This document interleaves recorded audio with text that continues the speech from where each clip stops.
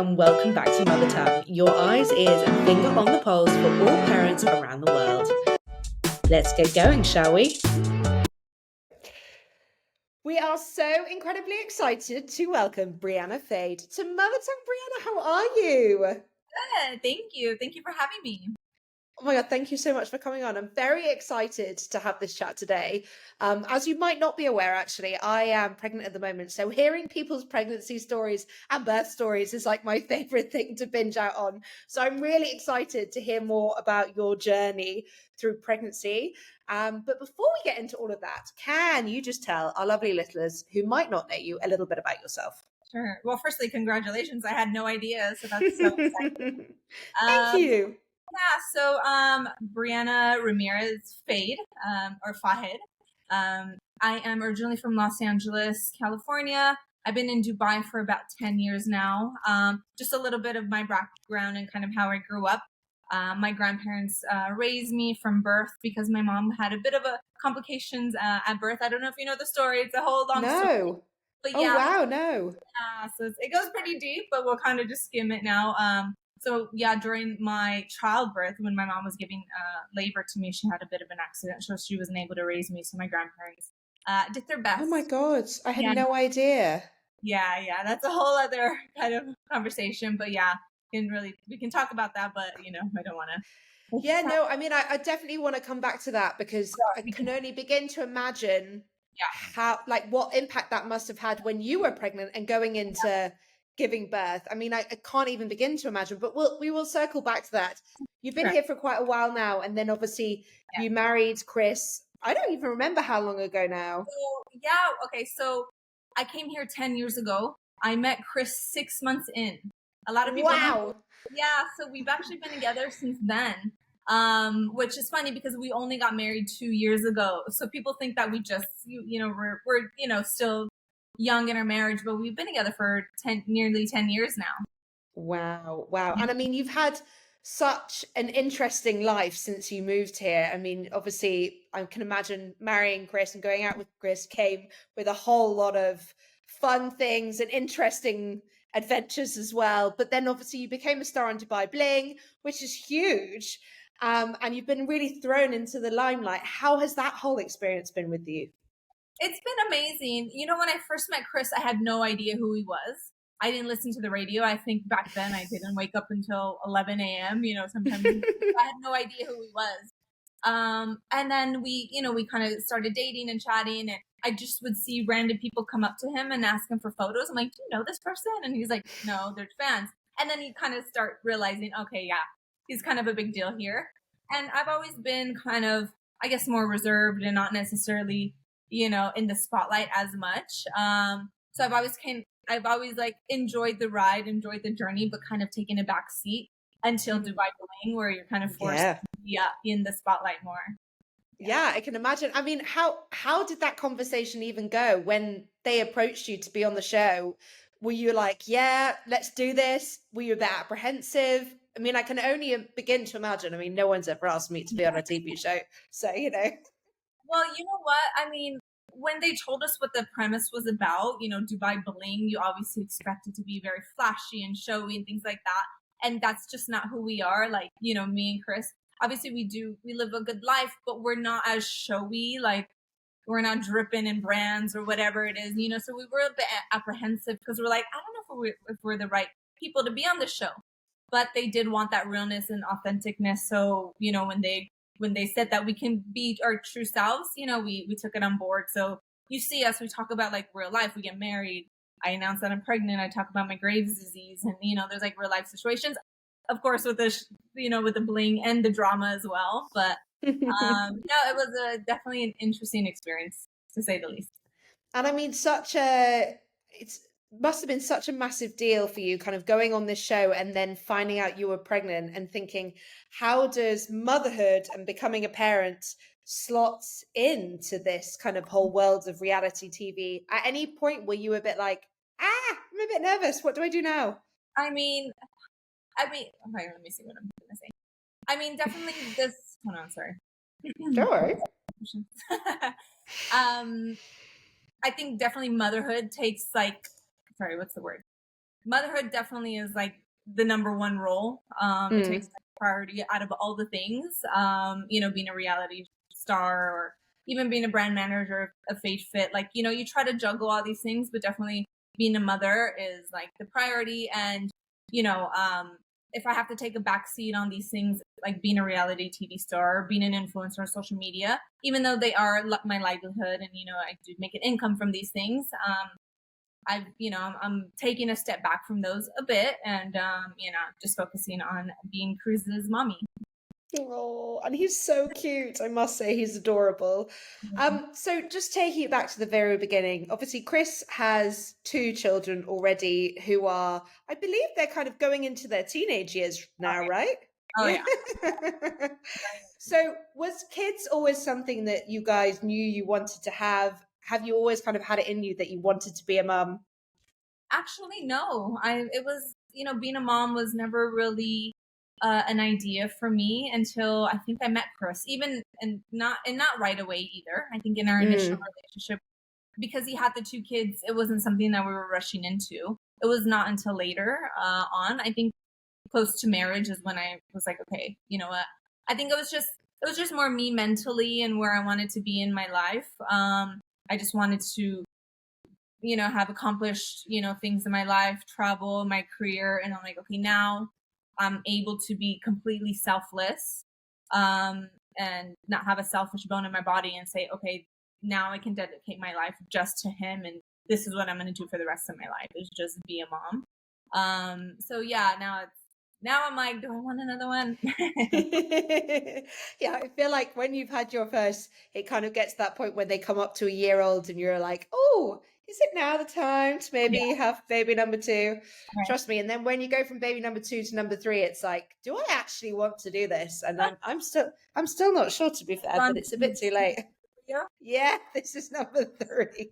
This is number three, exactly. I mean, God, how life has changed in the last 5 years. I still look back to this time 5 years ago and think, God, yeah, life is unpredictable. I don't think I ever would have imagined life turning out the way it is, but no complaints. It's a whirlwind, but it's beautiful in its own weird and wonderful way. But tell me about the progress. Sorry. Tell me about the process of getting pregnant. Is it something that happened really easily for you guys? Do you remember the moment that you found out that you were going to become a parent? So it was, it was many years into the relationship where I decided, okay, this is it. I want kids. And we didn't try right away because I wanted to make sure that he was good physically, healthy. Same with me. And during that time, I was actually diagnosed with Graves' disease. So then was put on medication for a year, and I was told it is not safe to, conceive during this time. So I was like, fine, let's, get on the meds for a year. Let's try to, you know, um, not necessarily get rid of the disease because you'll never get rid of it, but like let's just try to lessen the symptoms. So then I was finally off the meds after a year. I was like, okay, I was ready to go. Then I went in to go see my OBGYN, and then he found a fibroid in my uterus. Oh my And so, God. yeah, so I was like, okay, great. So he's like, okay, you have to take it out because it's right in the center of your uterus. And if you do get pregnant, it's possible, but it's risky. You're definitely going to have a C-section. It can grow because I guess the hormones make it grow during pregnancy. And it's just like, he said, it's just not worth it. Get rid of it now. Wait another 9 months to, year to heal Oh and my then try to get God. pregnant. So it was kind of a 2-year journey. And then once I got the, green light, then we tried, and it took about like 4 months to finally Oh conceive. wow. Oh my gosh. Okay, so Graves' disease. I'm sorry, I am clearly a moron. Can you just tell me a little bit about what is Graves' disease and why do they say that you should avoid getting pregnant during this time? Yeah. So it's a thyroid condition. It's an autoimmune disease. So I have Okay. a hyperthyroidism. So when I was actually diagnosed, I just remember feeling really shaky. I was losing hair, lost a lot of weight rapidly, and was getting heart palpitations. And I was like, okay, something's wrong. And then that's when I was, diagnosed with it. It's the medication that you have to be on that's not safe for the baby.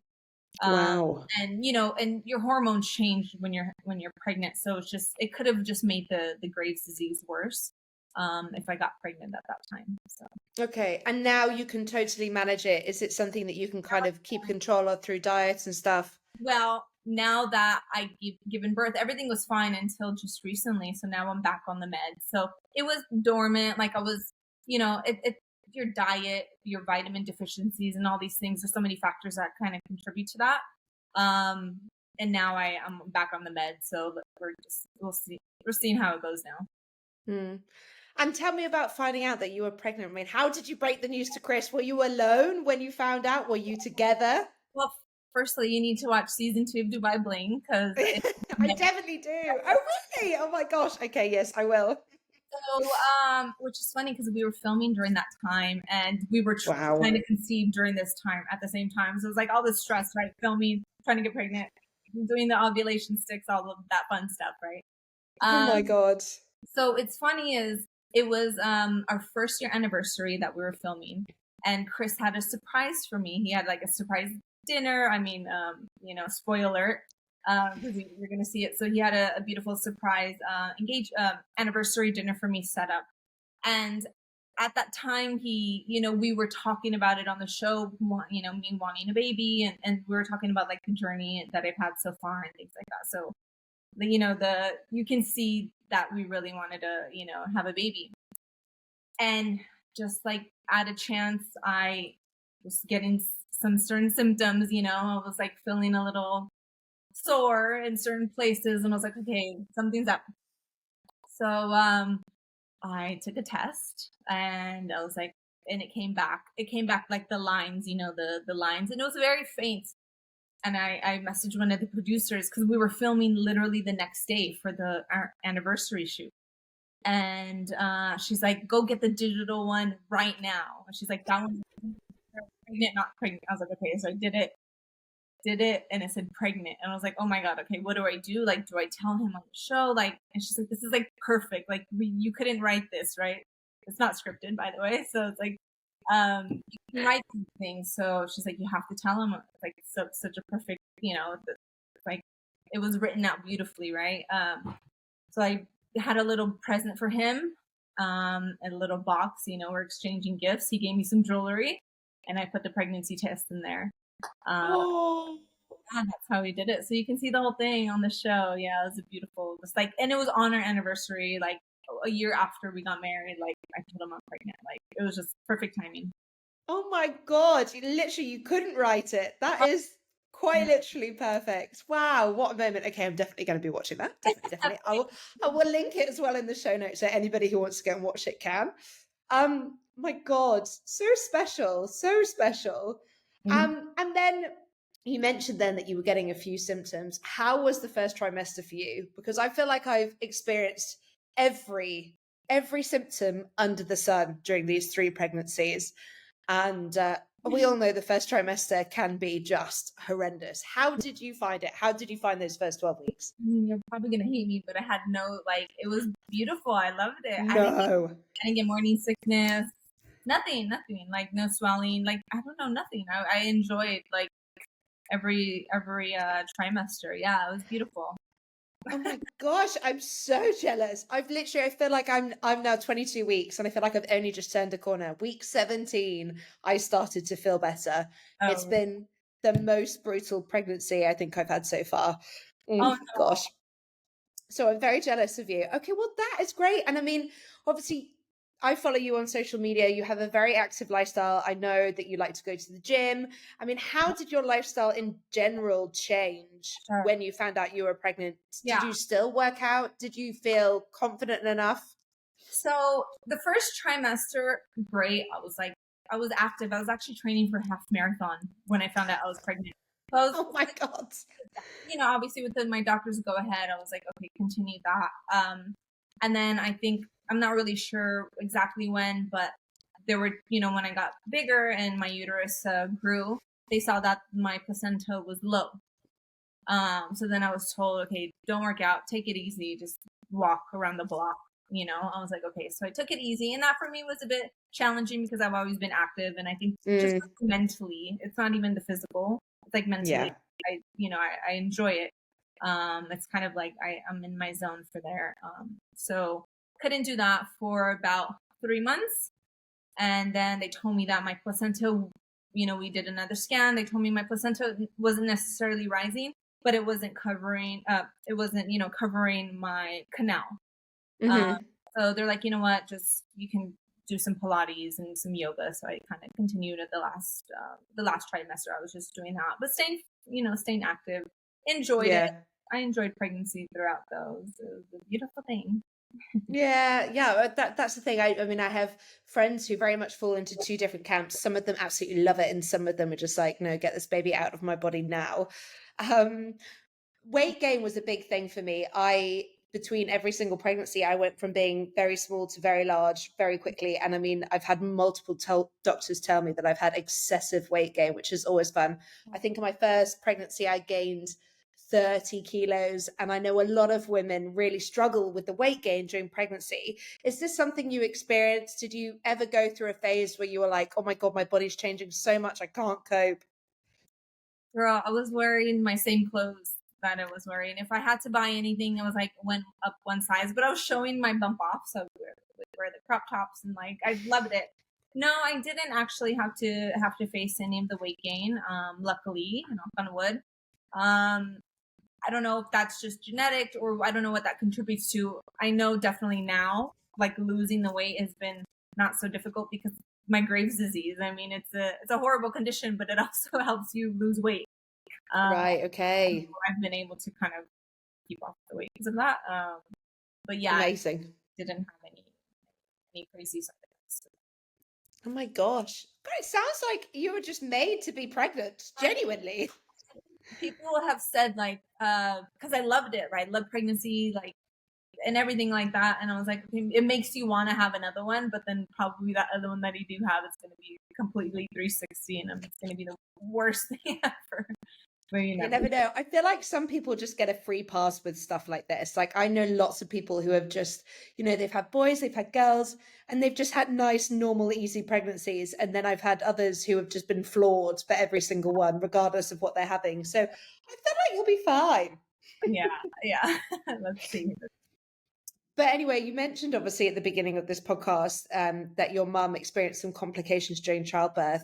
And whilst you obviously sound like you had a lovely pregnancy, I can only imagine that there was some anxiety behind your mother's experience playing in your head. Do you mind just talking a little bit more about that experience and the part it played in your own? Yeah. You know what? I'll just say that it didn't cross my mind. I'll tell you exactly what happened, but I found that my husband Kris and kind of my family, because they've had to go through that, right? It wasn't just me and my mom, it was my whole family involved, right? Because they lost a sister, they lost a daughter and things like that. So I think it was more traumatic for them because they were kind of reliving that. For me, I didn't think about it too much because I knew what happened was kind of a freak accident. So when my mom was giving in labor, when she was giving birth to me, she had a cut. She was cut down there, and the amniotic fluid went into her bloodstream. Oh my God. But that's like poison. If it goes into your bloodstream, it's poison, and she had a heart attack. And she was left without oxygen for a while the doctors were like, with me as well. I was a very big baby at the same time, and they didn't know it until I was coming out. So it was a bit like just traumatic for everybody. And because she was without oxygen for minutes, I'm assuming, she fell into a vegetative state, and she was in a coma for over 20 years. And then Oh my God. Yeah. I'm so sorry to hear that. So sorry. Oh my gosh. And that that is something that, I mean, I know you said that obviously it affected everyone around you a lot more than it did you, but you had to grow up with that as well. It can't have been easy.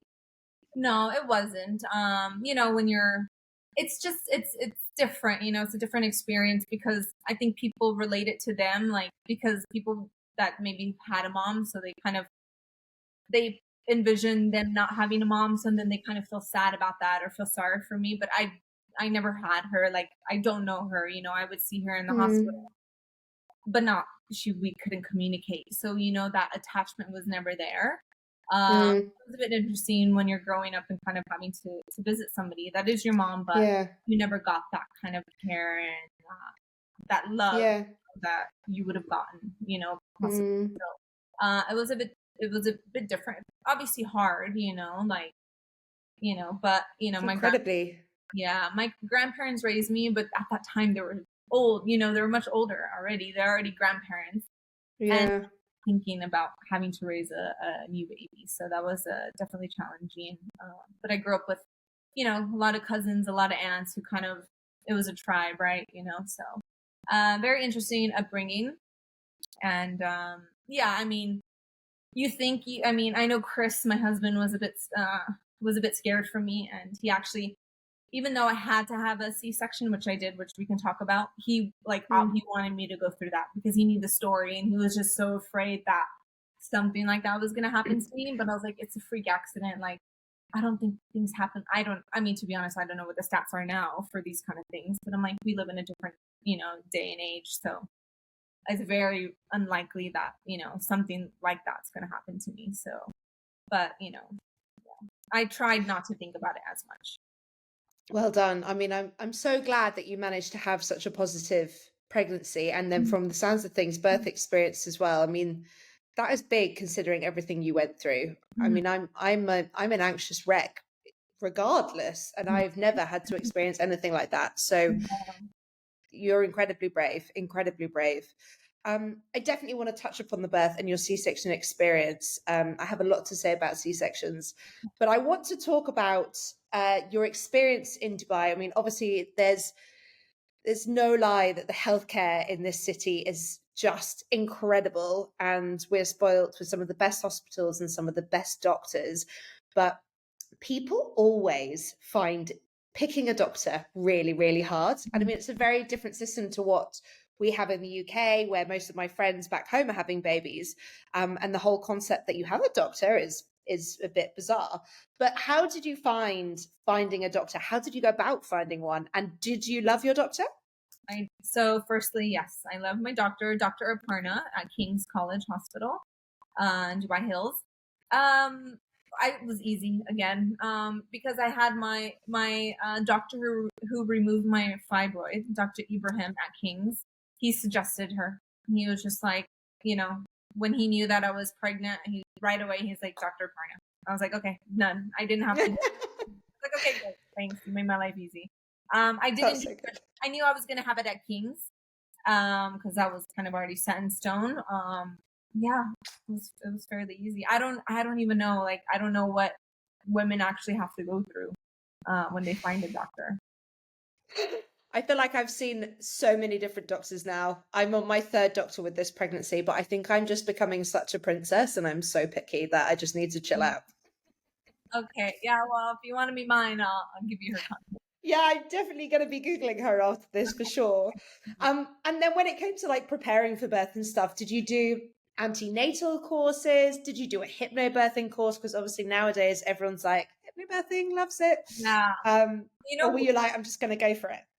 well, because I had to have the C-section, I I didn't do any of the classes because I was like, I figured I didn't need to. I know I was told like I could still do these like birthing classes, but I'm like, it's not like I'm giving labor, right? I'm not having to go into labor and go through this kind of, you know, experience. But if I were to have I would have gone like, I would have done a water birth if I could. Like that was like, I would have wanted to fill it all. I was actually really upset that I had to have a C-section. I try to find ways to not, but it was ultimately, that was my plan. So yeah. It's always second time. I had a C-section with my first and I had a natural birth with my second. So you never know. Baby number two. How is that possible? Yeah, I mean, I would love, that's ideal. I would love that. Yeah, it's definitely possible. It's just finding the right doctor Uh, here who will support it, because even though I find that the doctor and healthcare system is incredible in this city, they love a C-section. They really, really love a C-section. And I found a doctor who was also at King's at the time who yeah. would support a VBAC. And I moved to her very late in the pregnancy, and she was fantastic. And actually, had I had any other doctor delivering my second baby, I probably would have ended up in a C-section again, because she got stuck. Because again, both my kids are huge. They're just these like giant balls of bigness. Yeah. And yeah, but she came out in one piece and no tears, no nothing. So it's Oh, definitely doable. it's doable. Well, the reason I had to have it was because of the fibroid removal. Right. Okay. They cut my uterus, so it was already a bit compromised. So I was already in Ah, because of that. And I went to doctor. I went to a doctor outside of my actual hospital as well, just because I mhm. wanted to make sure. Um, Yeah. all three said, yeah, you Oh, have, wow. yeah, Yeah. just Well, you never know. You never know. Second time round. let's see. And then just before we come to birth, pregnancy products. I mean, there's a few things that I personally swear by that during my pregnancy I wouldn't have been able to live without. Is there anything that you just were Can, obsessed with? can I know yours first? Yeah, of course. So for me, my BB Hug Me pregnancy pillow, I mean, I'm literally attached to it.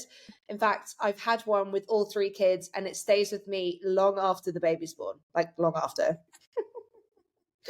And bio oil. I mean, I literally smother myself every single day in bio oil.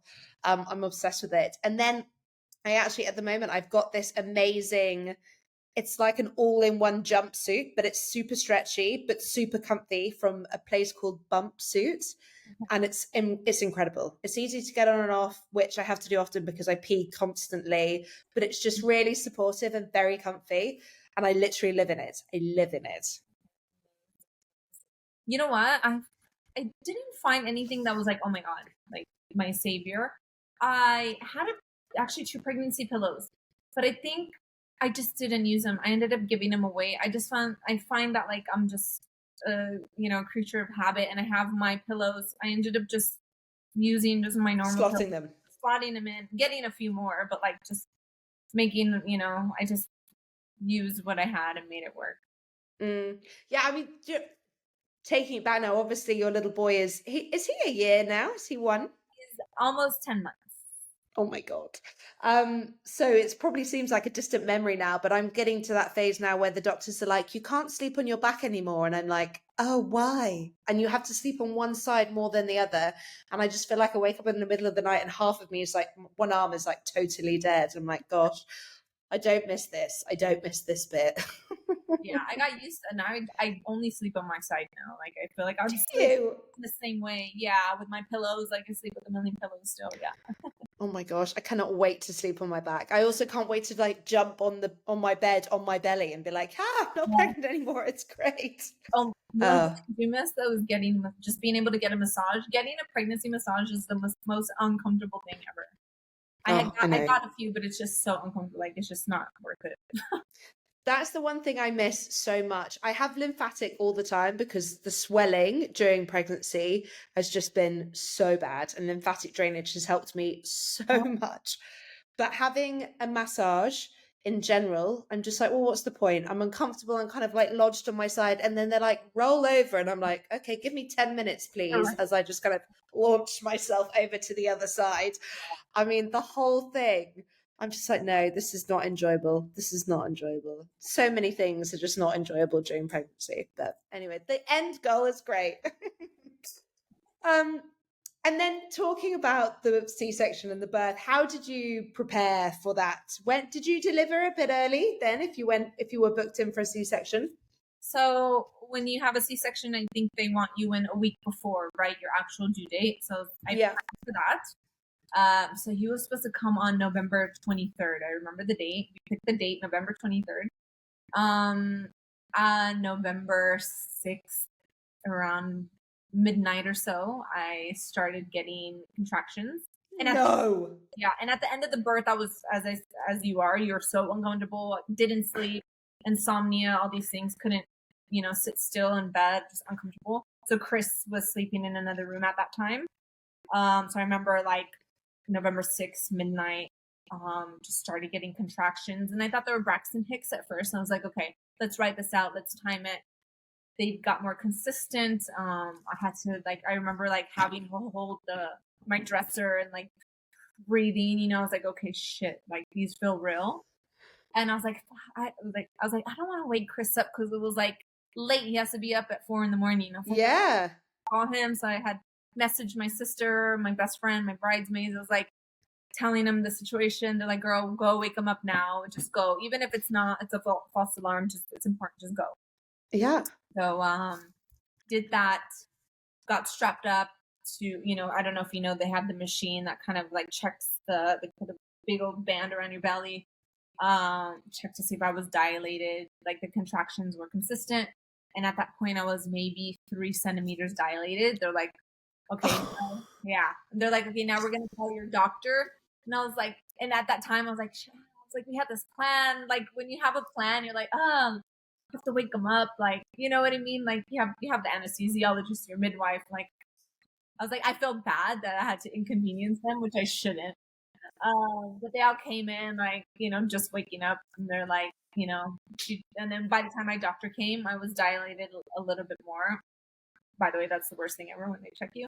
Anyways, and she's like, well, we gotta get him out because we don't want you to go into labor. So, and then they put me straight in, and then I had him. I think it was 7 in the morning on the 7th. Yeah. Oh my gosh. So you were literally like almost a month early. He must have come around, what, 37 weeks? Yeah, it was, no, I think it was not a month. Was it? I need to check. Definitely like less than 3 months, less than 3 weeks early. Oh my gosh. Wow. God, amazing. So in the end, it was probably not a little bit of an emergency, but you didn't get the full kind of like wake up that day and prepare fully for what was coming. It was a bit like, right, you're in labor, we're going to deliver right now. Yeah, good thing I had my bag ready just because I had done some filming, like get my bag ready with me kind of thing. So I had that ready. But everything was just so quick. Like, yeah, even the girls were sleeping still. Like everybody was still sleeping, so they didn't know until I think I had him that he came. So it was just all Oh my so God. quick. I mean, how did you feel when you got to the hospital in the middle of the night and they were like, right, we're going to deliver this baby? Were you a bit like, what? No, I was in shock. I was just like, okay. Like I was in shock the whole time. Like from the car ride home. I think I even have videos that we never posted. Like just me, like just in shock. Even when I was like on the, like I don't know if you've had a C-section, but just being there, cold, like, and you start shaking a bit. Like it was horrible. Yeah.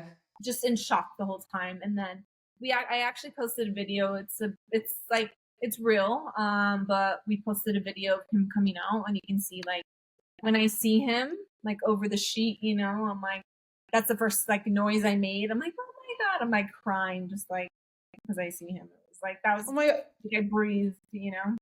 So tell me about that whole experience, because for me, my C-section was a bit different, and I was totally out of it. I mean, at this point, I was so drugged up, and I remember because it had all been a bit of an emergency and a bit of a rush.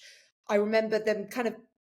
I don't know whether I couldn't move my hands. I don't really know what was happening with my arms, but I remember they kind of like stuck him on my face, and I was a bit like, I don't really understand what I'm supposed to do now. Like there was just. I felt so uncomfortable, and I was like, "Oh, what are you all doing?" Like the whole thing was just so weird. And then they kind of like shove you out the room, and they're like, "Right, breastfeed." And I was like, "Excuse me, you just sliced me open. I've been awake for 24 hours. Like, no."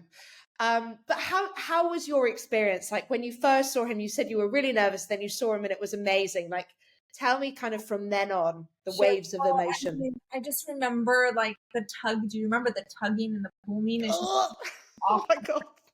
I'm just like, it doesn't hurt because you're completely numb, right? Like, but something's happening to it. Like, oh, like it's just a disgusting feeling. So I'm just feeling that. And then I just remember like them saying, okay, he's here, drop the drape. And I didn't, you don't expect to see a little human, you forget that they have to come out and be something, that they're flesh, like, Yeah. oh, it's like I'll send you the video. You can actually hear me like, oh my God. And it was just like, it was a beautiful moment. Because he came out crying, and I mean, yeah, it was just like such a beautiful moment. And they brought him around to me, and like I busted, I cried again. I busted in tears again. I'm like, oh my God. But I love that. Like I loved him being here, and like he stops crying, and then my midwife's like, she's probably saying this just it's probably BS, but she's like, he knows you. Like, I'm like, okay, yeah. Oh. Like, he knows you. I'm like, yeah. Like, at the time, I'm like, yes, he does. But it was Oh. cool, and I'm like, oh my God, like, I love feeling like I did. Oh my God, amazing, amazing. And I mean, again, like we won't go too much into the recovery today, but having been through a C-section, those first like 48 hours are pretty tough. And it's mostly tough because you're made to move, which is the right thing to do. They're like, get up, go to the bathroom. Um, but also you've got this tiny little being that you've met for the first time, and it's the first time you've ever had to do all of the things related to motherhood for the first time. And I remember just thinking, what the hell is going on? Like, it was just so terrifying. How did you find those kind of like first 24 to 48 hours in the hospital with him? Well, I remember getting up that first time was like unbearable. So hard. Horrid. Do they, in other major surgeries, do they tell you to get up right away? I'm trying to remember. Like, do they actually, in other major surgeries, do they make you relax? Because I'm like, I think it depends. I think it depends on the surgery. But yeah, I remember them being like, you've got to get up and you've got to go to the bathroom. And I was like, I'm not sure I'm doing anything down there. Like, I'm holding everything in for days. Thank you very much. Yeah, so those first couple of days obviously were painful. The breastfeeding was painful as well. I remember that. Yeah. And like, because you have a C-section, like it's not coming quickly, so they have to, try to extract and do all these things. So that was kind of uncomfortable. I'll definitely have to say that. But I don't know. I wasn't like surprised, because I think it was just something like I envisioned and I wanted for so long. And I was like, I just couldn't believe he was here. Like, yeah. Like, I was still in shock, I'm sure. And now just moving on to bits of advice. I mean, if you were to do all of it all over again, is there anything you would have done differently? Or for you, was it just perfect pregnancy, perfect birth? It was perfect. The only thing, as I said, is I would have wanted a natural birth. And again, if I could have, I would have done like the whole water birth and all of that, like gone for it just to feel everything, because it's the epitome of a woman, right? Like giving birth, and I just all the things, even though I know it's tough and challenging, it hurts, but yeah, I think that's the only thing. I mean, there's no regrets. It's just something I'd like to experience, and hopefully, don't know if it's gonna happen, but I think speak to the right people about it, because I definitely think I don't know enough about the situation with your fibroids, but it's definitely doable, especially with a good enough gap between babies. It's definitely doable. Definitely. And then any resources that you found super helpful, anything you read, listened to, or any advice that you were given that's kind of really helps during the first year of motherhood? Hold on, I have to think. Sorry, I didn't really think about Don't worry. Tell me yours, and then maybe you'll help me. Gosh, to be honest, I got so many bits of advice from so many different people. I tried to read all the books, and I actually found the books really unhelpful. I always kind of thought, like, why have people made all these books? Because who has time to read when they become a parent? Like, I don't have time to read. We've actually, for that reason, launched an audiobook where we've interviewed, I think, 40 different experts about every stage relating to early parenthood. So you can actually listen instead of read, because again, you're always doing something, I feel like, in those early stages. Even if it's just sat on the sofa breastfeeding, you still don't have your hands are almost like just taken away from you. So yeah, I mean, having friends for me was the biggest thing that really, really helped. And then midwives, I think speaking to midwives, seeing different midwives was just great. Yeah, definitely. So I mean, I read all the books as well, like, what to expect when you're expecting. Definitely did all that. I mean, I'm still on like so many social media accounts, right? That like tell you what to do now. I mean, I find those do definitely help. I had a midwife, Maddie from Kings. She's amazing, and her just coming over to the house and like doing the checks and things like that, definitely very, very helpful. With the breastfeeding, I think it was that was like the most challenging thing for me, is the breastfeeding. So she helped with that. And yeah, like, I got a lot of, I mean, I do have a lot of friends as well that have babies. So like, just, yeah, getting the advice from them. I mean, about, what products to use, especially post birth, like the nipple. One of my friends actually told me about this really good one, and I never saw it anywhere. The silver plates for Yes. Yeah. she told me, like, didn't see it on any accounts or books or anything. Yeah, so she told me about that. So that really helped. Do you know what? I've never used those before. And I was speaking to someone the other day about their like best product that they've used in motherhood. And they said the silver plates. And I was literally like, what? I Yeah, mean, no one's ever like recommended this to me before, but I'll definitely be trying because yeah, that was something I found so hard. And I remember just wincing every single time one of my children would try and latch on. I'd be like, oh my God, you almost like anticipate the pain and it just like shoots through your body. It was just horrendous. yeah. Um, and then do you think motherhood has changed you? Like, has it been this massive altering experience for you, or do you think that, motherhood has just kind of entered your life and everything is kind of just kept level? No, I think it definitely changed me as a person. Like, I feel like I've always maybe had a wall or kind of this shell in terms of like my emotions or how I show love. Even my cousin said when I went over to Los Angeles and I took cruise, I'm like making funny faces, like, just trying to make them laugh for a photo. You know how you do when you just try like Yeah. smile or giggle. She's like, I've never seen you be silly. Like, she's like, you're usually kind of like composed, or like, I don't make funny faces. I'm usually like, no, And she's like, even as a kid, you're like, no. And she's like, it's so nice to see that side of you open up. So that's one thing. And it's just like, just the love, like, that I feel, that I give, like, is completely different. And I don't know, maybe it's because I've never, not having a mom, like, I've never had that. So it's interesting. And, yeah, and now it makes me reflect. Like I said, I never really thought about it before, but I was actually sitting with Cruz one time and just like thinking about certain different things. And I'm like, oh, I'm like, I actually never had that. I'm breastfeeding him and just staring at him. Like, I actually never had that. And I was like, oh, now I see why people feel sad for me. And like, now I get it.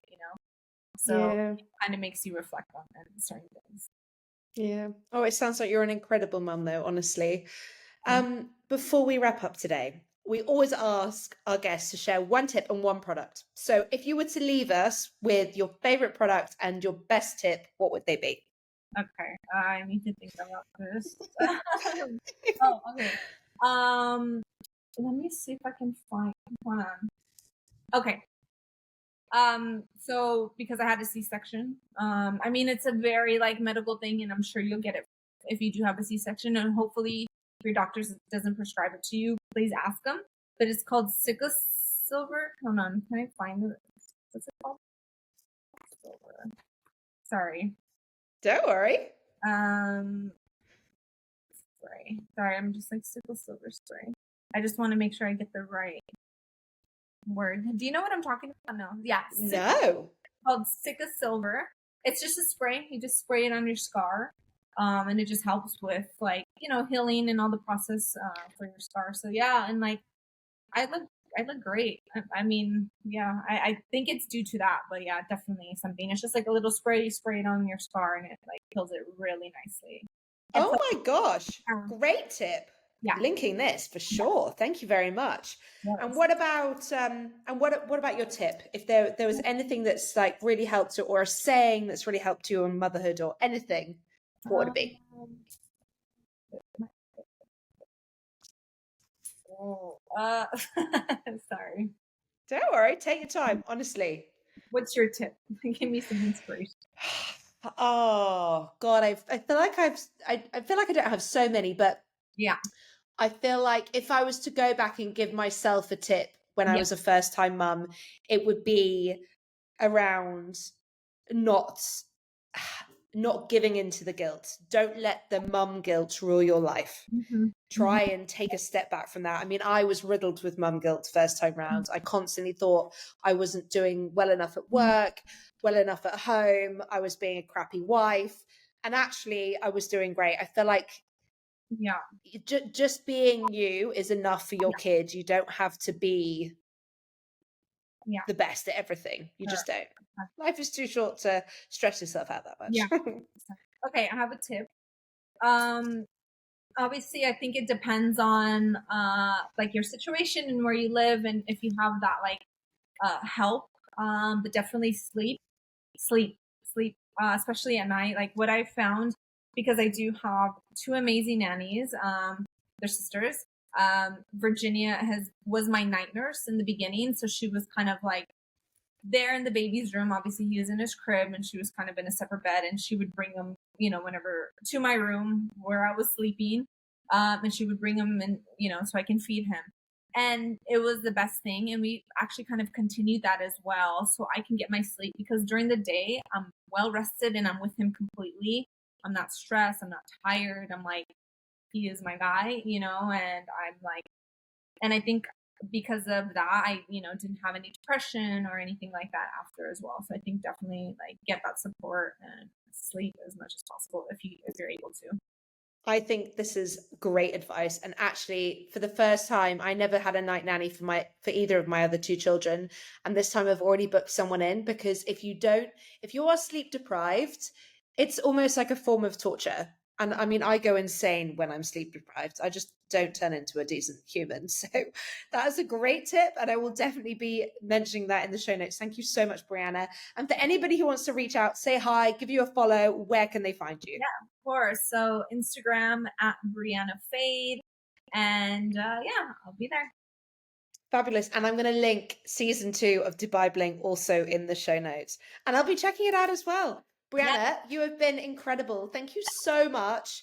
Please, please keep in touch. I want to hear if you go for baby number 2. And if you do need any tips and advice on that VBAC, you know who to come Will to. do. I'm happy to help. Thank you so much. Thank you for having me. This is fun. Thank you so much.